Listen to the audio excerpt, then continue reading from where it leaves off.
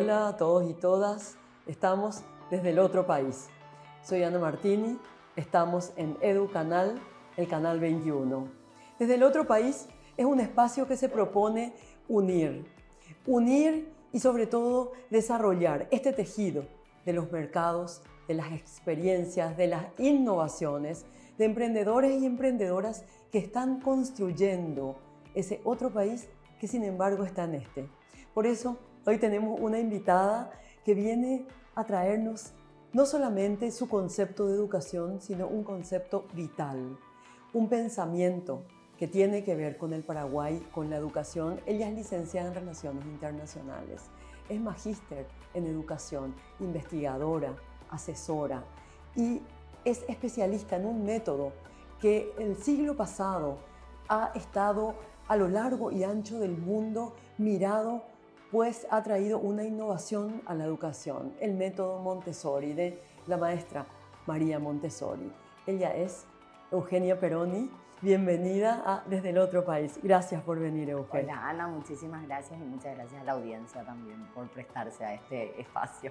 Al contrario, gracias a vos. Y bueno, lo primero, vos estás trabajando en educación, estás hace muchísimo tiempo asesorando, generando proyectos, desarrollándolos. Entonces, ¿cuál es tu concepto de educación para el Paraguay? ¿Cuál sería? Wow, bueno, qué tema tan complejo de abordar, ¿verdad? Pero, a ver, básicamente yo referirme a lo que significa educar, ¿verdad? Siempre cuando nosotros hablamos de educación hablamos de un proceso donde existe un emisor y un receptor, y un emisor que es el mismo receptor y un receptor que es el mismo emisor. O sea, se intercambian, ¿verdad? Este proceso, ¿qué es lo que hace? En primer lugar, transmite, ¿verdad? Transmite conocimientos, transmite valores, transmite pensamientos quizás, y desde el otro lado se construye, se recibe todo eso y se desarrollan habilidades. Mientras este receptor está desarrollando habilidades, el que fue emisor la primera vez está recibiendo otro tipo de conocimiento. Entonces, la educación es en parte guiar, orientar, ¿verdad? Que es el proceso de enseñar, y por el otro lado tenemos el proceso de aprender, que es donde desarrollamos habilidades, capacidades y un funcionamiento integral de la persona. Entonces, cuando nosotros educamos, decimos que estamos desarrollando habilidades, competencias, capacidades que se convierten en aprendizajes para que la persona pueda tener un funcionamiento integral. Y esto es todo el tiempo, esto se da ahora mientras nosotras conversamos, se da en la calle, se da con nuestros hijos, se da en las instituciones educativas, se debería dar de esa manera. ¿Qué es lo que pasó en el mundo hoy? ¿Verdad? Que esta generación de conocimiento, de información, ¿verdad? La parte que transmite, hoy no solamente está a cargo de madres, padres, docentes, educadores, tutores, también está a cargo de la tecnología, ¿verdad? Y la tecnología cumple un rol muy importante en todo lo que es este proceso de aprendizaje, en todo lo que es el proceso realmente de enseñanza y aprendizaje. Entonces, hoy cuando hablamos de educación, tenemos que considerarle a este actor no menor que está transmitiendo información constante para que el receptor pueda desarrollar sus habilidades. Y en este momento en Paraguay, lo que nosotros deberíamos hacer es considerarle a este actor como el dador de información, no así de conocimiento necesariamente, porque para que sea conocimiento tiene que ser filtrado, guiado, orientado con intención desde la enseñanza, ¿sí? Y tenemos que entender que nosotros, los que somos los tutores, los padres, las madres, ¿verdad? Las abuelas, por sobre todo en nuestro país, ¿verdad? Las docentes, los directivos, tenemos que poder canalizar esta información y guiar. Entonces, tenemos que entender esto como un cambio de roles. No ha sido un cambio de concepto, no ha sido un cambio de paradigma, ¿verdad? Pero sí un cambio de roles en este proceso de enseñanza y aprendizaje, donde nosotros tenemos que poder asumir el rol de que ya no somos los sabelotodos, de que nuestros niños y niñas y adolescentes y jóvenes están a un clic de distancia de la información, ¿verdad? Que eso no pasaba en nuestra época. Yo no me considero tan grande, pero en mi época nosotros no teníamos un dispositivo que nos dé la información completa de lo que necesitábamos hacer. Entonces, hoy la educación tiene que entender que el momento de educar tiene que centrarse en el debate, en el análisis, en la conversación, en el diálogo, en la confrontación, en la colaboración, ¿verdad? En el desarrollo de otro tipo de habilidades que nos permiten que este emisor, ¿verdad? Que va a guiar, que va a entregar el mensaje, que lo va a masticar para que el receptor pueda recibirlo según su capacidad, porque todo esto depende de cuál sea la edad que tiene el receptor en ese momento. Y te lo digo así porque yo ya trabajé con personas de tercera edad, en guarderías infantiles, con mujeres en situación de vulnerabilidad, con personas de discapacidad inclusive, ¿verdad? Entonces, para que este receptor pueda realmente, con su capacidad, generar una habilidad, desarrollar más su inteligencia, para ser funcional en la vida, que es lo que finalmente queremos todos, ¿verdad? Ser personas autónomas para que esto que conocemos, que aprendemos, que formamos, se convierta después en una oportunidad laboral, en una oportunidad de construir una familia o de viajar al mundo, en una oportunidad de poder ser padres o compañeros, ¿verdad? O sea, todo el proceso educativo que hoy se considera para lo largo de toda la vida tiene que considerarse con un cambio de roles, donde nosotros tenemos, como dije anteriormente, tenemos que alejarnos del rol de que somos los sábelos todos para poder construir algo más democrático con un factor tecnológico que es transversal.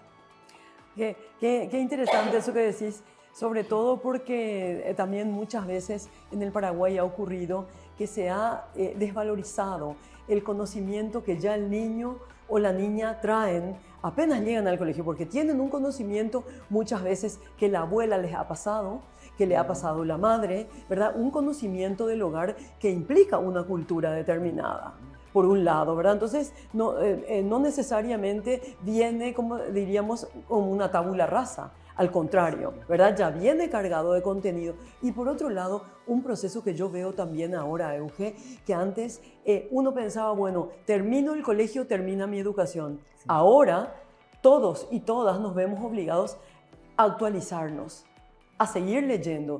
Y muchas veces a mí me ha pasado en clase, ¿verdad? Cuando yo enseñaba a grupos menores, no precisamente en la universidad, que ellos traían la información, me mostraban a mí.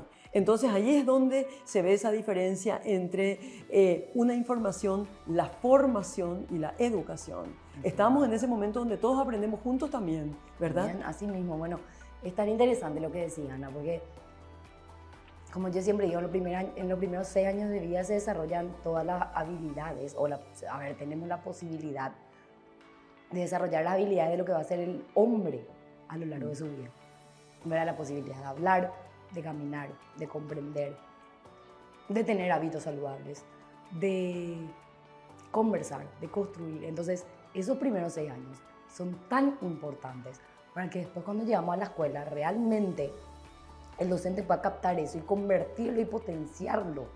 Eso por un lado. Y hoy, por supuesto, aprendemos durante toda la vida y tenemos que adaptarnos porque el mercado también lo exige. Absolutamente. Entonces, si nosotros no nos adaptamos, nos quedamos rezagados. Y si nos quedamos rezagados, nos quedamos sin oportunidades de disfrutar la vida, ¿verdad? En general.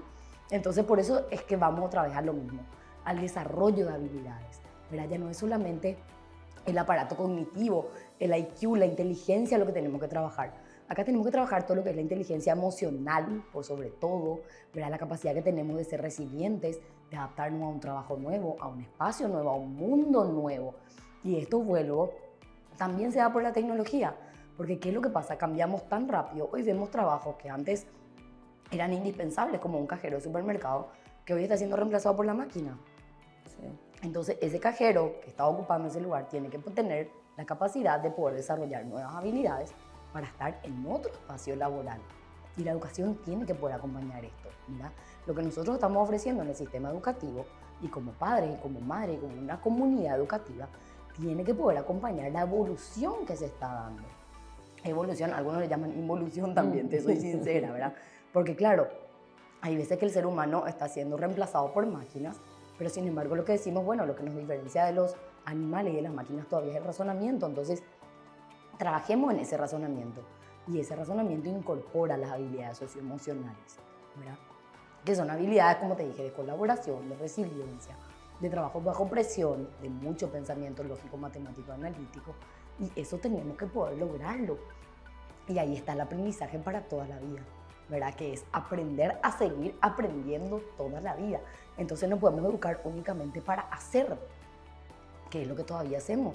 Tenemos que educar para hacer. ¿verdad? Para convivir, para conocer y para seguir aprendiendo. Recuerdo aquel material de la UNESCO, creo que de los años 80, Learning to Be, ¿verdad? Aprendiendo a ser.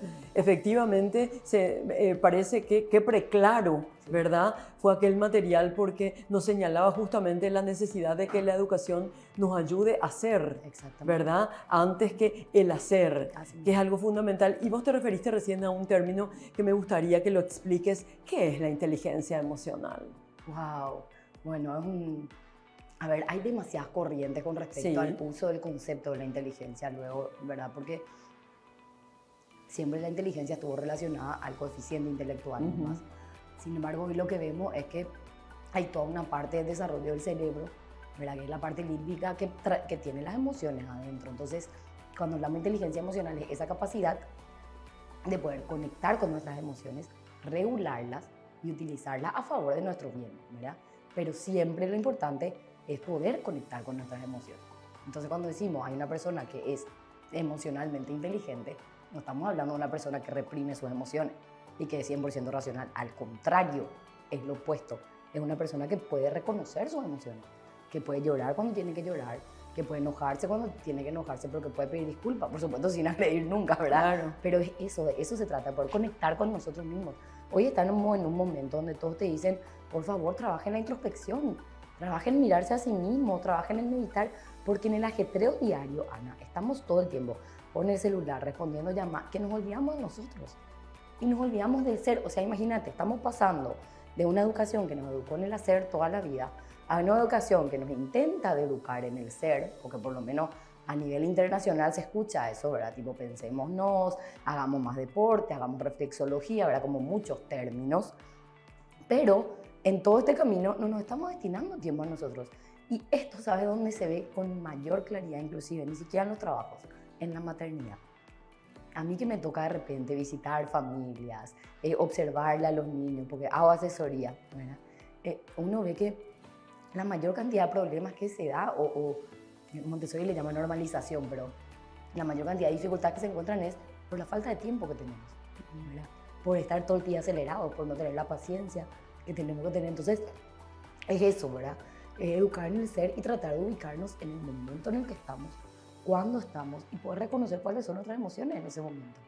Claro, ahí yo siempre menciono, ¿verdad? Ya que nuestra cultura es grecolatina, ¿verdad? Y tenemos ese pie tan fuerte en Grecia, ¿verdad? Lo que decían en el oráculo de Delfos, ¿verdad? Conócete a ti mismo. Yo creo que, como vos decís, si nos conocemos más, vamos a poder administrar con mayor inteligencia nuestras propias emociones y hasta negociar con nosotros mismos. Así mismo, y aparte estamos en una época, Ana, también donde hay una cultura de mayor, no quiero decir tolerancia, pero sí de mayor aceptación hacia lo que es cada uno.